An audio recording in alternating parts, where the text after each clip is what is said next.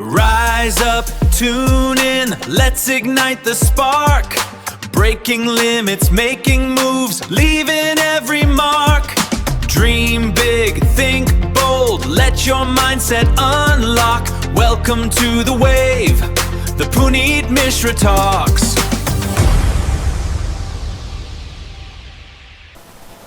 मेहनत की स्याही से जो लिखते हैं अपने इरादों को, उनके मुकद्दर के सफेद पन्ने कभी कोरे नहीं होते। ये लाइन पूरी फिट बैठती है एक ऐसे व्यक्तित्व के लिए, एक ऐसे इंसान के लिए जो अपने जीवन में अपने सामाजिक कर्तव्य के साथ अपने व्यापार को एक ऊंचे पायदान पर ले जाने में सफल हुए हैं।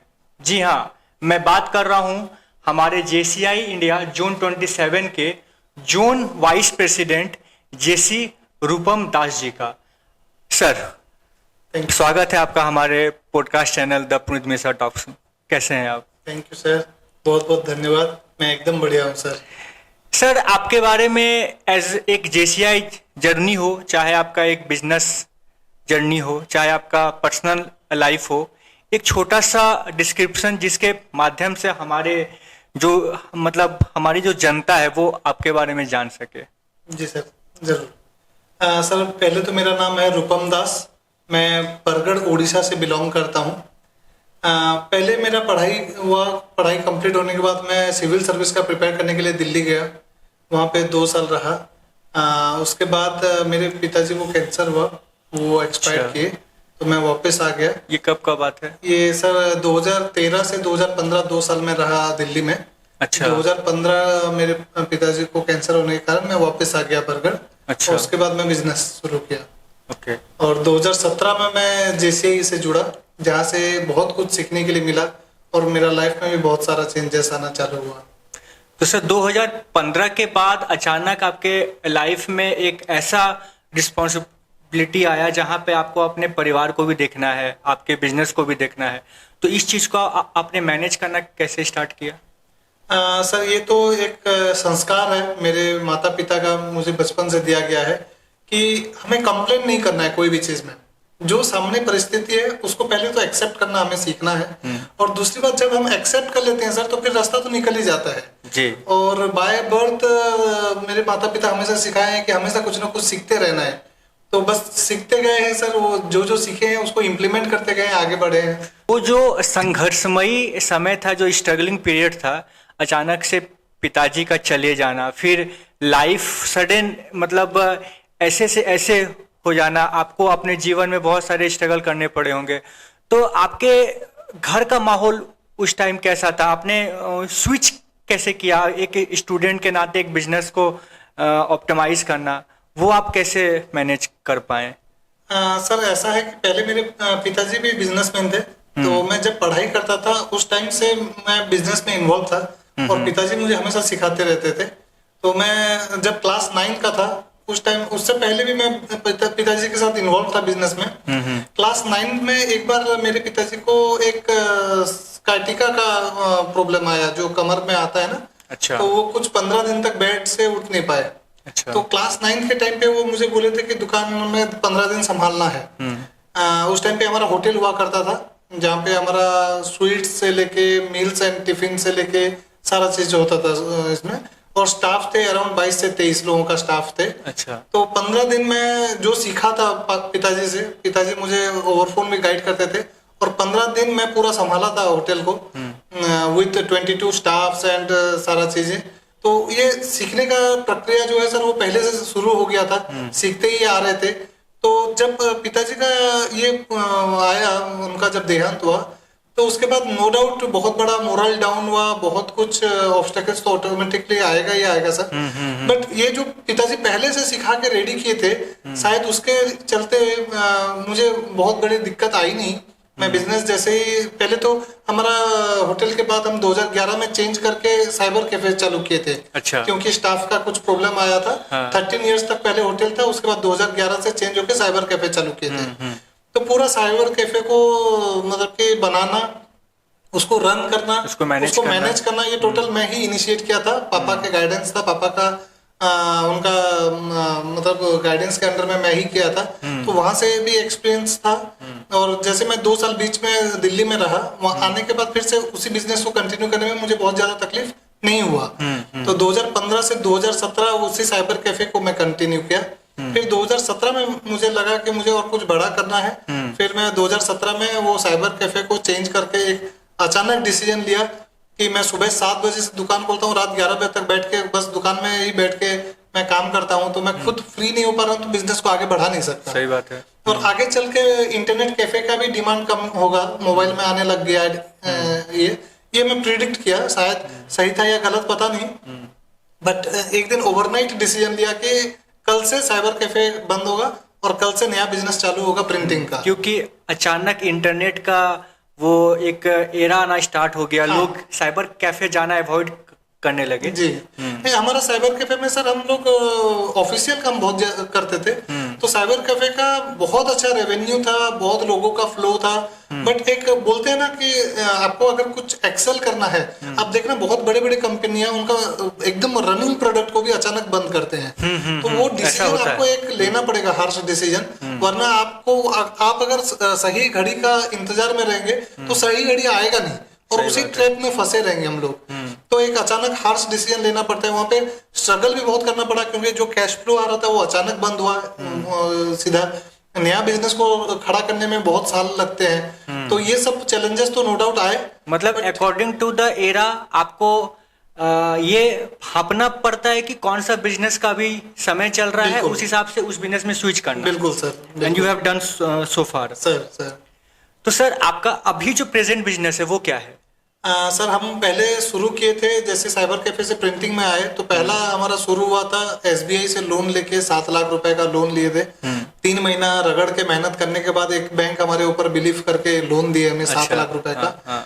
वहां से एक सिंगल कॉलर प्रिंटिंग का मशीन एक खरीदे, एक डिजिटल जेरोक्स मशीन खरीदे थे और एक जनरेटर, ताकि पावर कट भी हो जाए तो भी काम चलता रहे। तो ऐसे करके 3 मशीन से चालू हुआ था। और आज के डेट में बहुत खुशी से मैं बता सकता हूँ सर कि हम 13 वर्टिकल्स में काम करते हैं।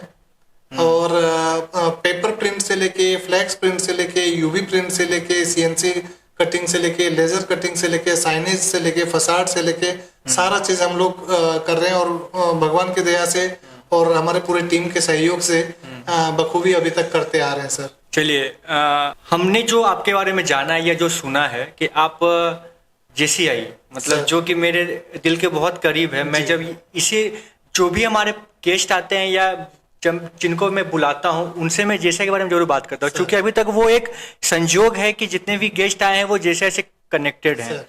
तो JCI के बारे में मुझे बताइए कि आप JCI के बहुत एक्टिव मेंबर हैं और अभी फिलहाल आप जोन 27 में जोन वाइस प्रेसिडेंट का भी एक अहम रोल अदा कर रहे हैं।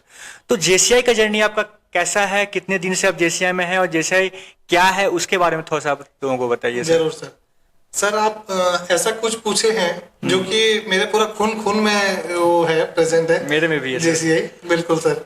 और ये मेरे लिए बहुत खुशी और गर्व की बात है सर कि लास्ट ईयर आप भी एलो प्रेसिडेंट थे JCI का भुवनेश्वर का, और मैं एलो प्रेसिडेंट था JCI बरगढ़ यूनाइटेड का। तो हम दोनों मिलके साथ में बहुत सारे काम किए हैं। तो ये बहुत गर्व और खुशी की बात है। और इस साल भी हम साथ में काम कर रहे हैं। बिल्कुल सर, अभी भी दोनों एक साथ ZGB मेंबर हैं, दोनों मिलके काम कर रहे हैं। मैं सर JCI में जुड़ा 2017 में, और ये एक संयोग आप मान सकते हैं कि जिस साल मैं बिजनेस को बदल के नया चालू कर रहा था उसी साल JCI से भी जुड़ा। तो कई सारे परिवर्तन 2017 में आए मेरे लाइफ में, जो कि बहुत अच्छा मदद किए मेरे लाइफ को बेटर करने के लिए। 2017 में जुड़ते ही मुझे हमेशा सर सीखने का बहुत चाह रहता है, कुछ ना कुछ नया सीखना है और अपने आप में परिवर्तन लाना है, ये मेरा हमेशा से आदत है। तो जैसे ही मैं JCI में जुड़ा, यहाँ पे बहुत सारे, ये तो ओशियंस ऑफ अपॉर्चुनिटीज है JCI। मतलब कि ट्रेनिंग्स भर रखा है। तो जितना मैक्सिमम ट्रेनिंग पॉसिबल है मैं सारा करना चालू कर दिया। तो 2017 में ही एक ट्रेनिंग में अटेंड किया, BIZ9, जो कि बिजनेस ट्रेनिंग था, जिसके pilot faculty Raman Nayyar sir थे। अच्छा। एंड को फैकल्टी अनुप मुंद्रा सर थे। अच्छा, जो हमारे बीच क्राफ्ट के थे। जी दोनों, यस। और दोनों हमारे लिए मतलब ये बिजनेस गुरु है हमारे लिए। और ये ट्रेनिंग हम लिए थे अनुगुल में, होटल आसियाना अनुगुल, क्योंकि मुझे ये मेरे लाइफ में बहुत बड़ा परिवर्तन लाया है, तो हर चीज बारीकी से याद है सर। वहाँ पे बिजनेस ट्रेनिंग लेने के बाद बहुत कुछ सीखने के लिए मिला। हमें एक आईना दिख गया कि अभी हमारा बिजनेस कौन सा स्टेज पे है, क्या करना चाहिए। और ये मेरे लिए बहुत खुशकिस्मत की बात है सर कि बिजनेस जस्ट शुरू ही कर रहा था मैं, नया बिजनेस, और तभी से मुझे ट्रेनिंग मिल गया, तो नए से संवारना चालू हो गया बिजनेस को। ये खाली बिजनेस करना नहीं है, तरीके से बिजनेस करना है, और किस हिसाब से करने से उसको आगे चल के स्केल कर सकते हैं। पहले पहले दिक्कत आएगी, बट आगे चल के स्केल हो सकता है वो बिजनेस, ये पहले से पता चल गया। तो बहुत सारा चेंजेस यहीं से आना चालू हो गया। और जैसे जैसे बहुत अच्छा ये चीज सीखने के लिए मिला सर कि हमें हमारे लाइफ का 3 एक्सपेक्ट जो होते हैं, अपना फैमिली जो कि सबसे सर्वप्रथम है, क्योंकि फैमिली के बिना हम कुछ भी नहीं है। दूसरा हमारा बिजनेस, जहां से हमें अगर इनकम सोर्स सही है तो हम लाइफ में बहुत कुछ कर सकते हैं। सही बात है। और तीसरा है सोशल लाइफ, क्योंकि हम जानते ही हैं हम सोशल एनिमल हैं, इंसान। तो सोसाइटी के साथ मिल के रहना ये बहुत अहम चीज होता है। तो जैसे जैसे मुझे सीखने के मिला कि ये तीनों चीज को कैसे अच्छे से बैलेंस किया जाए, कैसे अच्छे से मैनेज किया जाए, और इस तीनों के साथ एक साथ कैसे आगे बढ़ा जाए। क्योंकि बहुत लोग देखते हैं मेरा स्टेटस वगैरह और सब लोग बोलते हैं कि ये जब देखो सोशल काम में बिजनेस कब करता है। हाँ। और जब जो लोग खाली बिजनेस से मेरे साथ जुड़े हैं वो लोग बोलते हैं कि ये बिजनेस खाली इतना कर रहा है तो फैमिली को कैसे टाइम देता होगा। सही बात है। और फैमिली वाले बोलते हैं कि क्योंकि वो सारा चीज देख रहे हैं, तो फैमिली वाले हमेशा बोलते हैं कि आप फैमिली को भी क्वालिटी टाइम देते हैं और साथ में बिजनेस भी करते हैं और साथ में सोशल लाइफ भी करते हैं, वो बहुत खुश रहते हैं। तो ये और ये जो क्वेश्चन है कि आप अगर मतलब अकॉर्डिंग टू द आपके व्हाट्सएप स्टेटस या फिर आपके फेसबुक स्टेटस पे कि लोग ये सोचते हैं कि आप अपने फैमिली को कैसे टाइम दे रहे हैं, ये क्वेश्चन सारे जैसे मेंबर के लिए आता है। क्योंकि हर मतलब जो जिसके अंदर में जेसीज्म है या जो जेसीआई मेंबर है, जिसको जेसीआई ने बहुत कुछ दिया है, वो हमेशा उस चीज से जुड़ा हुआ रहता है। तो लोगों को भी ये पता, मतलब ये हमेशा लगता है कि आपके स्टेटस में सिर्फ जेसीआई चल रहा है। तो how you are managing your business, your family life? जी, तो सर जैसे ही मैं शुरू में बोला था कि मैं हमेशा जो भी सीखता हूँ उसको इम्प्लीमेंट करना मेरा नेचर में है। तो जैसे से मैं जो सीखा उसको बस इम्प्लीमेंट किया हूँ अपने लाइफ में, और काफी सारे चेंजेस मुझे दिखे हैं सर मेरे लाइफ में। सर मैं जितना आपको अभी तक पढ़ पाया हूँ, अपने जब से मैं आपको पहचान रहा हूँ, हम साथ में काम भी किए हैं एज एलो प्रेसिडेंट, या अभी हम जोन गवर्निंग बॉडी में भी साथ में काम कर रहे हैं। मतलब मोस्ट डिसेंट पर्सन। मैं के एग्जांपल आपको दे, शायद आपको याद हो या ना हो, हम रायपुर में जोन गवर्निंग बॉडी के मीटिंग में बैठे थे। मीटिंग में बाहर निकलने के बाद मैं एक चॉकलेट खा करके उस पॉलिथीन को मैं बाहर फेंक दिया था। आपने बहुत स्ट्रिक्टली मुझे बोला, सर डोंट डू दिस। मतलब उस टाइम मैं उसको बहुत सीरियसली नहीं ले रहा था कि उसको एक कूड़ेदान में फेंकना है, या अभी जो कैंपेनिंग चल रहा है एज अ रिस्पॉन्सिबल सिटीजन मुझे मेरा वो ड्यूटी बनता है कि आप उसको एक अच्छी जगह फेंको। ये इस तरीके से कहीं भी फेंकना सही नहीं है, लेकिन same on me on that time कि मैं उसको कहीं भी फेंक दिया। आपने मुझे बहुत अच्छे से समझाया था कि सर डोंट डू दिस, और आप बिलीव नहीं करेंगे, मैं उसको आज तक फॉलो करता हूँ। मैं उसको मतलब मेरे दिमाग में वो इस तरीके से बैठ गया है कि मैं उसको कहीं भी नहीं फेंक सकता हूँ। तो एक बहुत ही एक अच्छा पर्सनालिटी, सभी से मिल करके रहना, एक हम्बलनेस, थोड़ा सा भी मैंने आपको इरिटेट नहीं देखा है। मतलब आप बहुत सारे बिजनेस वाले मतलब बिजनेस रिस्पॉन्सिबिलिटी को आप लेकर के अपने लाइफ में चल रहे हैं। सोशल रिस्पॉन्सिबिलिटी में एक जोन वाइस प्रेसिडेंट का बहुत काम होता है पूरे साल, लेकिन वो इरिटेशन लेवल को आप कैसे मैनेज करते हैं? सर मैं जैसे ही बताया कि मैं सर 2017 से पहले जो इंसान था और आज जो हूँ दोनों सेम नहीं है, बहुत बड़ा डिफरेंस है।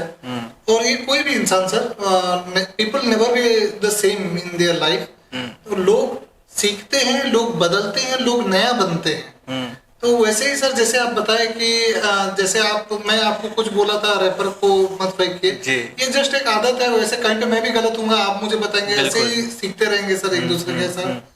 तो मेन यही है कि आप जैसे एक्सेप्ट किए कि नहीं ये आदत को मुझे ढालना है, एक अच्छा आदत है। वैसे ही सर मैं जहाँ पे जो सीखता हूँ उसको कोशिश करता हूँ कि ढालते जाऊँ। पहले मुझे भी इरिटेशन आता था, मैं भी गुस्सा होता था। फिर मुझे ये पता चला कि जो कामनेस में जितना हम काम कर पाएंगे, हम गुस्सा होके या इरिटेट होके नहीं कर पाएंगे। नहीं कर सर। पाएंगे। और किसी को गुस्से से हम कोई चीज करने से मना करेंगे तो वो शायद नहीं मानेगा। लेकिन सर ये तो एक ह्यूमन नेचर है कि आदमी को गुस्सा आता है, सर। लेकिन उस गुस्से को इंस्टेंटली कंट्रोल करना। सर ये एक दिन का प्रोसेस नहीं है। हाँ। ये लंबा जर्नी है, प्रैक्टिस करना रहता है। प्रैक्टिस कर करके हम धीरे धीरे वैसा बन सकते हैं। पहले हमारा क्लियर होना चाहिए कि हमें कैसा इंसान बनना है। लोग मेरे बारे में जब सुनेंगे, मेरा नाम आएगा तो उनके दिमाग में मेरे बारे में क्या पिक्चर आएगा, क्या इमेज आएगा, पहले हमें वो देखना है। उसके हिसाब से हमें अपने आप के अपने आदत को बदलना है और अपने आप को वैसे इंसान बनाना है। Sir apart from the JCI और भी कोई सोशल प्लेटफॉर्म जहाँ पे आप खुद को सर्व कर रहे हैं? मैं रोटरी में हूँ सर। रोटरी में भी वैसे मैं डिस्ट्रिक्ट पोस्ट में हूँ। लायंस में 8 साल तक था, फिर अच्छा। थोड़ा कनेक्शन नहीं बन पाया तो मैं छोड़ा था। और अभी भुवनेश्वर में जैसे हमारा काम करना हम चालू कर रहे हैं, तो मैं हर हफ्ते 3 दिन भुवनेश्वर रह रहा हूँ। तो यहाँ पे कोई मुझे इंट्रोड्यूस किया तो यहाँ का लायंस क्लब में अभी फिर ज्वाइन किया हूँ। लायंस अच्छा। Club of Nayapalli. हाँ, और मैं भी उसमें मेंबर हूँ सर। Okay sir. और BNI में तो आप मुझे इंट्रोड्यूस किए हैं सर, तो अभी जी। BNI मेंबर भी हूँ। तो अभी फिलहाल 4 संस्था में हूँ। किसी भी सोशल प्लेटफॉर्म को सर आप किस वे में लेते हैं? मतलब एज अ बिजनेस अपॉर्चुनिटी हो, चाहे सेल्फ डेवलपमेंट अपॉर्चुनिटी हो, तो कोई भी एक ऐसा प्लेटफॉर्म या सोशल प्लेटफॉर्म आप उसको किस वे में ले रहे हैं? मतलब कि आपको वो क्या दे पा रहा है जहाँ पे आप बहुत सारे प्लेटफॉर्म पे आप जुड़े हुए हैं? जी जी। मैं सर कोशिश करता हूँ कि एक प्लेटफॉर्म को हर तरह से लूँ मैं। कोई एक एस्पेक्ट में लेंगे तो दूसरा एस्पेक्ट छूटेगा। मैं पहले जो भी ऑर्गेनाइजेशन ज्वाइन करता हूँ, ज्वाइन करने से पहले मैं देखता हूँ कि उसका मेन मोटो क्या है, फिलोसॉफी क्या है। सपोज कि जैसे जेसीस का पहले सेल्फ डेवलपमेंट करना और उसके साथ साथ एक नया पॉजिटिव समाज बनाना।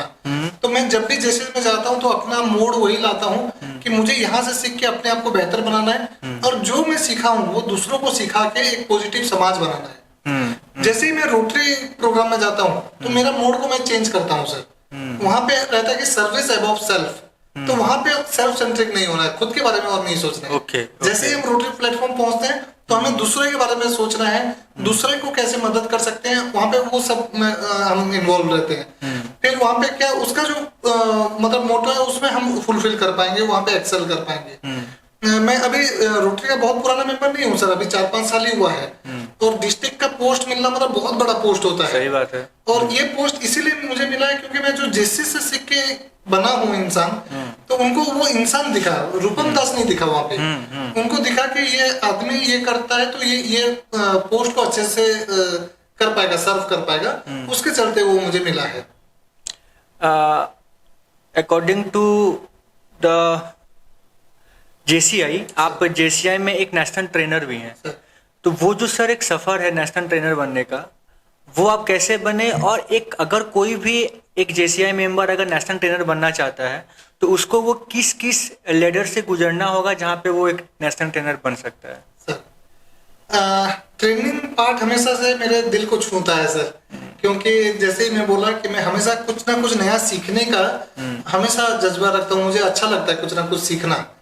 और एक ट्रेनर बनने के लिए सर सब बोलते हैं कि मैं लोगों को सिखा नहीं पाऊंगा इसलिए ट्रेनर नहीं बनता, जबकि हमें ये सिखाता है जैसे कि आपको ट्रेनर बनना है तो पहले सीखना का आदत लेना है सर, सिखाने का बाद में है। वो तो जैसे ही सिखा देगा कि कैसे सिखाना होता है।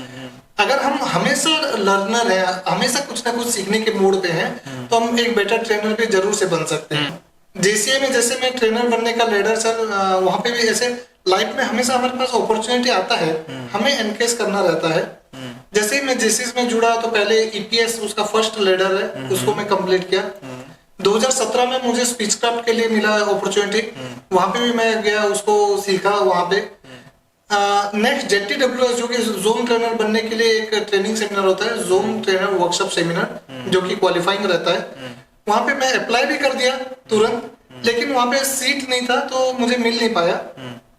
बट फॉर्चुनेटली ये मैं सौभाग्यशाली हूँ सर कि उस टाइम के जो जोन प्रेसिडेंट थे वो क्या किए और एक बार ZTWS कंडक्ट करवाए। अच्छा, मतलब 2 बार हुआ? 2 बार हुआ। ओके। और पिछले में भी 2 बार हुआ था और मुझे सेकंड वाले में चांस मिला था, क्योंकि नया मेंबर था मैं, फर्स्ट वाले में चांस नहीं मिल पाया था, बट मैं टाइम से अप्लाई किया था, इसलिए सेकंड वाले में मुझे चांस मिल गया था। ओके, मतलब आपका स्पीच क्राफ्ट और ZW दोनों एक ही साल में हुआ है। ओके।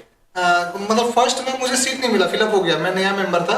लेकिन इसमें देखिए दोनों चीजें का कॉम्बिनेशन रहता है सर, ये पूरे लाइफ में हमेशा एप्लीकेबल रहता है। जब अपॉर्चुनिटी आया था फॉर्म डालने का, मैं वहां पे रिस्क लेके फॉर्म डाला कि मुझे नहीं भी मिलेगा तो पैसा वेस्ट जाएगा, चलेगा, बट कहीं ना कहीं अपॉर्चुनिटी मिलेगा तो कम से कम मुझे। लेकिन रिफंडेबल प्रोसेस भी तो है शायद, था नहीं था, मुझे याद नहीं है। ओके। बट मैं अप्लाई जरूर से किया था।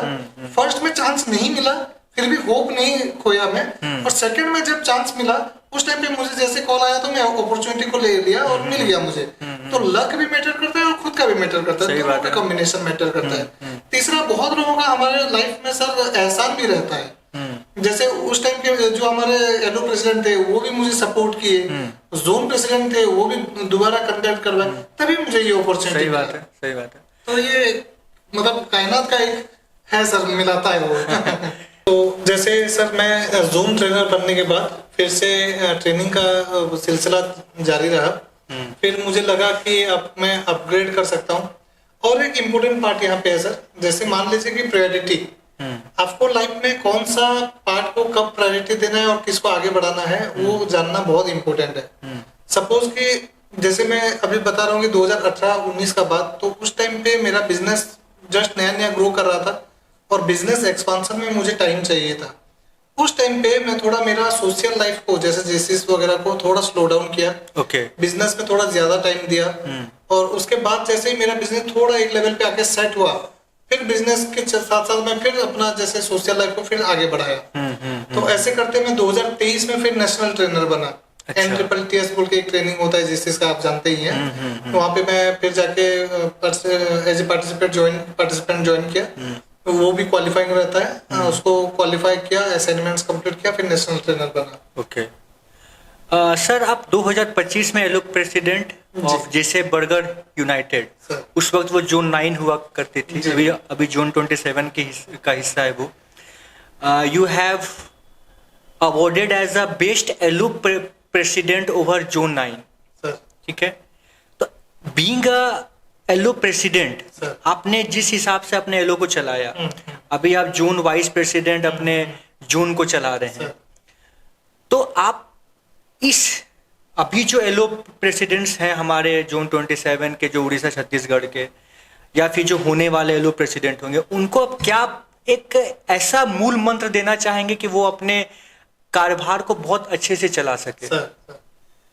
सर मैं हमेशा बिलीव करता हूँ कि जो रेस्पॉन्सिबिलिटी हम लेंगे उसको बखूबी निभाना है। या तो जो नहीं ले पाएंगे वो रेस्पॉन्सिबिलिटी नहीं लेना है, और जब ले रहे हैं तो उसको बखूबी निभाना है।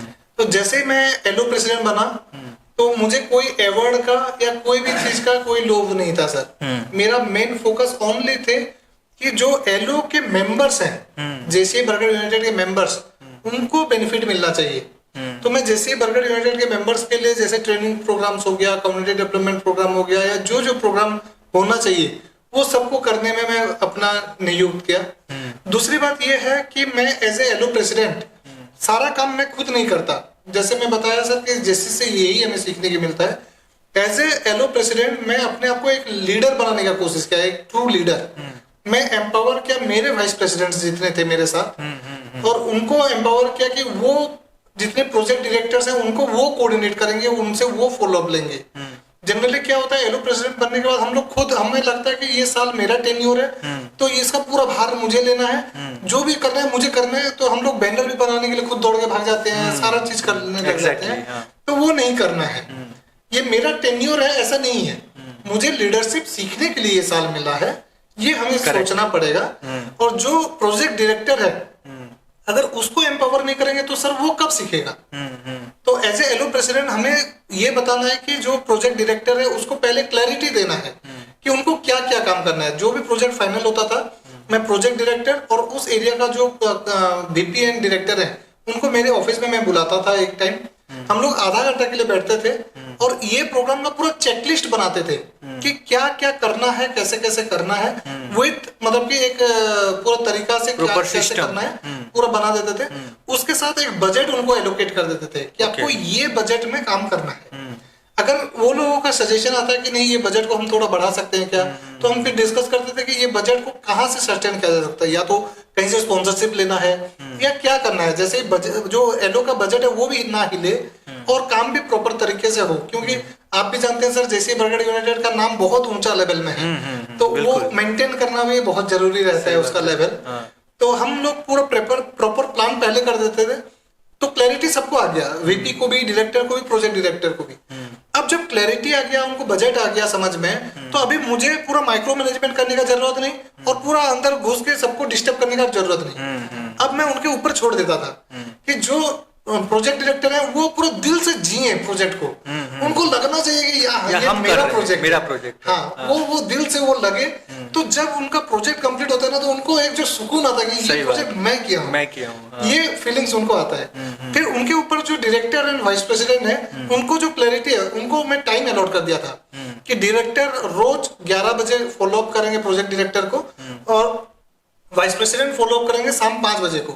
तो क्या प्रोजेक्ट डायरेक्टर ढीला नहीं हो सकता, कोई फॉलो अप नहीं कर रहे हैं तो उसको सेंस ऑफ रेस्पॉन्सिबिलिटी नहीं आया तो प्रोजेक्ट ढीला ना हो जाए। तो रोज 2-2 बार कॉल होता था और शाम को रात को मैं एक बार कॉल करता था जानने के लिए कि कैसा लगा, क्योंकि मेरे पास रिपोर्ट आ जाता था, फिर भी मैं कॉल करता था कि उनको मोटिवेट करने के लिए कि आज का दिन क्या हुआ, क्या प्रोग्रेस आया, कहीं पे चैलेंजेस आया क्या। तो उनको लगता था कि प्रेसिडेंट भी मेरे साथ जुड़ा हुआ है, उसको डिस्कनेक्टेड फील नहीं होना चाहिए। कहीं पे इंपोर्टेंट जगह वो जाते थे तो अगर फोन करके बोलते थे कि सर आप भी साथ में चलेंगे तो अच्छा लगेगा, तो मैं भी साथ में जाता था। तो वो साथ हम खड़े रहे, उसके साथ साथ उनको भी एम्पावर करें, तो वो लोग उभर के एक बेटर लीडर बन के आते हैं। हाँ। और क्योंकि हर जैसे सर क्या होता है कि कोई भी सक्सेसफुल मूवीज आप देखेंगे, जैसे शोले मूवी में डायरेक्टर पहले से ही बताए थे कि आपको फिल्म को बेस्ट करना नहीं है, जो भी एक्टर को जो पार्ट दिया जाएगा आपको अपना सीन को बेस्ट करना है बस। और आप देख रहे हैं कि शोले आज के डेट में अभी तक भी डायलॉग उसका फेमस है। हाँ, आज उस पे मीम्स बनते हैं। जी हम आज भी नाम ले रहे हैं शोले के बारे में, देखिए मतलब कि वो उतना सक्सेसफुल है। तो वैसे मैं कोशिश किया कि अपने एलो प्रेसिडेंट टेन्योर में कि मैं लोगों को कैसे एम्पावर करूं, उनको उनका प्रोजेक्ट को कैसे सक्सेस करूं। तो सर ये जो वर्किंग था, ये वर्किंग बहुत सारा हमारा प्रोग्राम आप जानते होंगे, वो प्रोग्राम इतना सक्सेस हुआ कि 10,000 विजिटर, 4,000 विजिटर भी थे हमारे एक प्रोग्राम में। तो जैसे इंडिया का नेशनल मैगजीन में भी छपा था। तो ये सब काम देखते हुए जो जेडपी सर थे वो मजबूर हो गए वो अवार्ड देने के लिए, लेकिन हम अवार्ड के लिए काम नहीं किए थे। वो सौभाग्य है सर कि हमें अवार्ड मिला। मतलब जोन का जो सबसे बड़ा अवार्ड होता है दीपक ठक्कर रोलिंग ट्रॉफी, वो भी हमें मिला, प्लैटिनम अवार्ड मिला, आउटस्टैंडिंग येलो प्रेसिडेंट अवार्ड मिला, ऐसे करके टोटल हमें 28 अवार्ड्स मिले थे। ये सर सबका साथ है, सबका सपोर्ट है, और जितने भी टीम मेंबर थे उनका सहयोग है, तभी ये पॉसिबल हो पाया। सही बात है। अच्छा, एज अ जेसीआई मेंबर आपको जेसीआई में ही कोई ऐसा रोल मॉडल जो आपको सबसे ज्यादा प्रभावित करता हो, मतलब जिनसे आप बहुत ज्यादा इंस्पायर हो, आपको इच्छा मतलब होती होगी कि हाँ काश मैं भी उनके जैसा बनूं? जी सर जेसिस में मैं 2 लोगों को एज ए रोल मॉडल मानता हूँ। एक है हमारे मुरली कृष्णा सर जो कि विकास ग्रुप के चेयरमैन है, और दूसरे हमारे past zone president Harish Agarwal sir, आप जानते हैं बखूबी उनको। जी हाँ सर। इन दोनों का थॉट प्रोसेस मुझे इसीलिए अच्छा लगता है सर, क्योंकि ये दूसरे को एम्पावर करने का हमेशा सोचते हैं। मतलब कि ये नहीं सोचते कि मुझे मेरा वजूद रखने के लिए दूसरे को दबाना है, ऐसा नहीं है। वो दूसरे को एम्पावर करके ऊपर लाने का हमेशा करते हैं। दूसरा और एक चीज मुझे बहुत अच्छा लगता है इन लोगों का, क्या आप देखना बहुत से लीडर क्या करते हैं, जब दूसरा कहीं पे विजिट में या कहीं पे जाएंगे तो वहां के कर्टसी की दृष्टि में क्या करते हैं, वो वहां के लोग क्या करते हैं, जो गेस्ट आए उनका बैग उठाते हैं और कुछ करते हैं। तो आप देख रहे हैं ये दोनों लीडर को दोनों अपना बैग किसी को उठाने नहीं देते। हाँ, ये मुझे याद है मेरे टेन्योर में भी जब सर आए थे, हम लोग उनको स्टेशन पिक करने के लिए गए थे और मैं बहुत कोशिश किया था कि सर मैं आपका ट्रॉली ले लेता हूँ, वो नहीं लेने बिल्कुल नहीं देंगे। क्यों?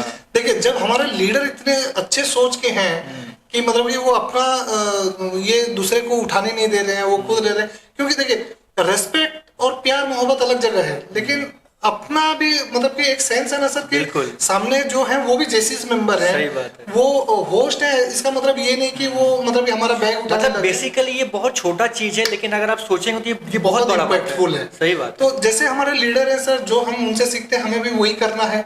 अगर हम भी कहीं पे जाते हैं तो हम कोशिश करते हैं कि वो हमें हमारे लिए ये ना करें। तो ये छोटी छोटी चीजें मुझे बहुत अच्छा लगता है उन लोगों का, और हम भी कोशिश करते हैं सर कि जो सीख रहे हैं उसको उतारें।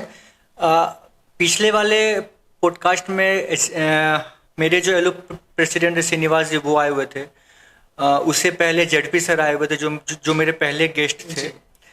वो सभी ने मुरली कृष्णा सर का नाम लिया था, मतलब कि उनके लिए भी एक रोल मॉडल मुरली कृष्णा सर है। अगर आप मुझसे पूछेंगे तो मैं भी आपको सेम बात बोलूंगा कि Murali Krishna sir is my role model. तो आपके नजर में मुरली कृष्णा सर क्यों?